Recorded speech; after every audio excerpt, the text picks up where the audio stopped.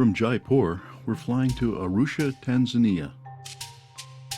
We land at Kilimanjaro International Airport. We clear customs and immigration and then board our Cessna caravans for our next destination. Most of the group are going to the Serengeti, but we're headed to Ngorongoro Crater.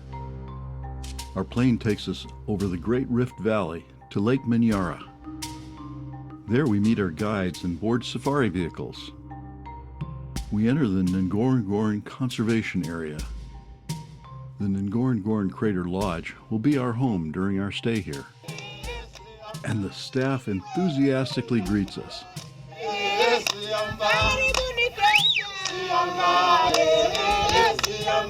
The lodge is located dramatically on the rim of the crater. Our cabins are unique and a little quirky. If Dr. Seuss were Maasai, he would have drawn his characters living in houses like these. A pair of swallows invite us to enjoy the sweeping view of the crater from our balcony. The dark wood, fireplace, leather chairs, and the bar stocked with gin and tonic is very Hemingway-esque. The ornate lamps and chandeliers seem a little out of place for Africa. The bathtub is conveniently located in the middle of the bathroom, under the chandelier. The bathroom, like all the other rooms, has a view of the crater. We gather in the lodge for cocktails. The salon is Edwardian, fit for a London club, except for the woven ceiling concealing the thatched roof. The dining room is just as elegant, and the dinner matched or surpassed the setting. Beef fillet with potatoes rosti and green peppercorn jus. And for dessert, Kilimanjaro coffee panna cotta with caramel fudge sauce. We went to bed thinking it can't get any better, but this morning's sunrise proved us wrong. Ngorongoro Crater is the world's largest intact and unfilled caldera. The crater formed when a large volcano exploded and collapsed on itself 2 to 3 million years ago. The crater is 2,000 feet deep, and the floor covers 100 square miles. It's hard to capture the size and complexity of the world in the crater, so I'm departing from my usual chronological travelogue and will organize the next few minutes around the 4 ecosystems in the crater. The crater floor is mostly open grassland, home to grazers and their predators. A seasonal salt lake is home to a pink cloud of flamingos, as well as wading and shorebirds who can tolerate the alkaline water. Beyond the salt lake is a woodland dominated by fever trees. These are home to a wide variety of birds and animals. And lastly, a swampy area and hippo pond fed by a freshwater spring. We tourists enjoy our morning tea and lunch by the hippo pond. And the reeds and swampy vegetation are home to many birds.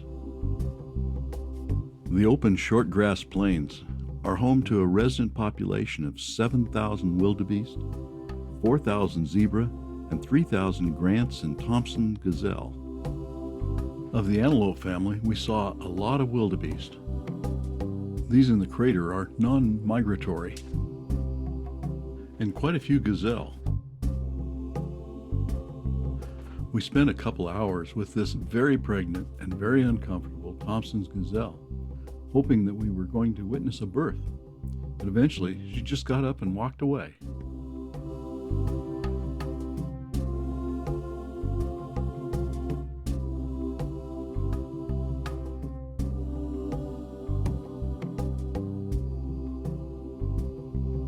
We also spotted some eland, the largest antelope. Zebras are another prominent resident of the short grass plains. They're very photogenic. Not to mention that the babies are so darn cute. Then there are the really big grazers. Solitary bull elephants roam the plains. We saw a few of the critically endangered black rhino. Buffalo move in herds for protection. A variety of birds inhabit the short grass plains also. They feed on insects, small mammals, and reptiles stirred up by the grazers.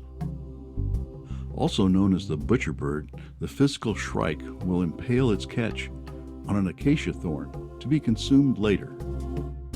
The Kori bustard is the largest flying bird native to Africa. Ostriches will occasionally eat insects, but they are grazers, feeding on grass, seeds, fruit, and flowers. The crater supports about 60 lions in 5 prides. Noting the number of cubs and young lions, the future looks promising. All this is good news. Ngorongoro lions have suffered from inbreeding, which made them susceptible to diseases like canine distemper, which killed 34% of the population in 2001. In general, they look healthy and as active as lions get. Spotted hyenas are the other large predator in the crater. There are no leopards or cheetahs. Lions will chase hyenas off a kill and steal it when they have the opportunity. So hyenas just have to work harder. But they seem to like to play hard too. We watch these young hyenas wrestling and chasing each other through the water.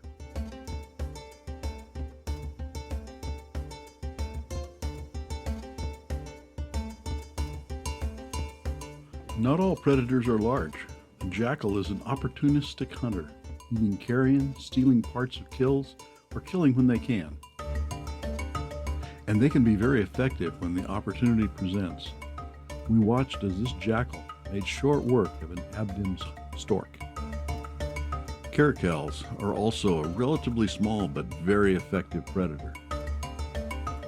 Sherry caught this caracal flushing another Abdim stork with deadly results.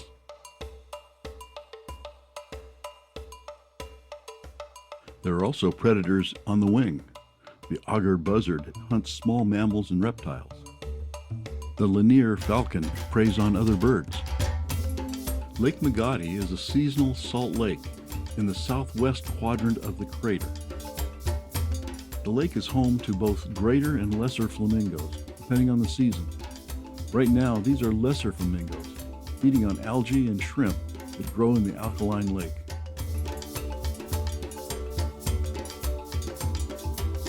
The Luray stream drains the humid forest south of the crater.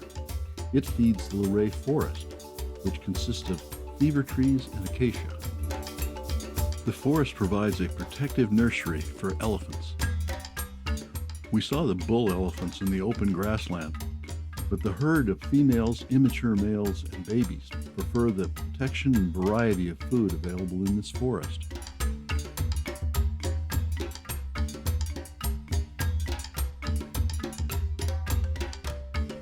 Baboons also use the forest as their nursery.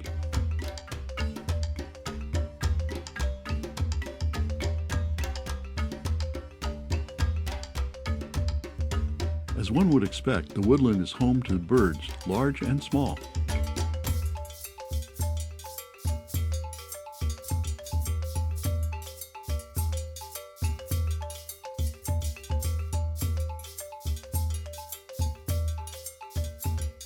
The Ngoi Takitak spring near the eastern wall of the crater feeds a large swampy area.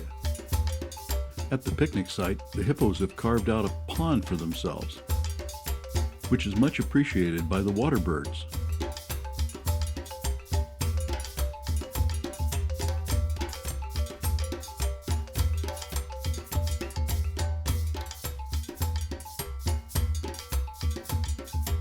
There's also a family of waterbuck. It's time for lunch at the picnic site, and the lodge staff welcomes us in their usual exuberant style.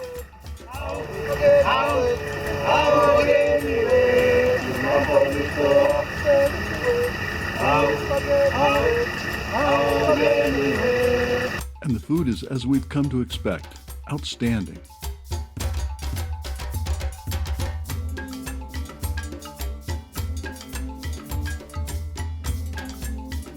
There's a flock of guinea fowl to entertain us while we eat. And when we're done, the small birds get brave and forage for crumbs.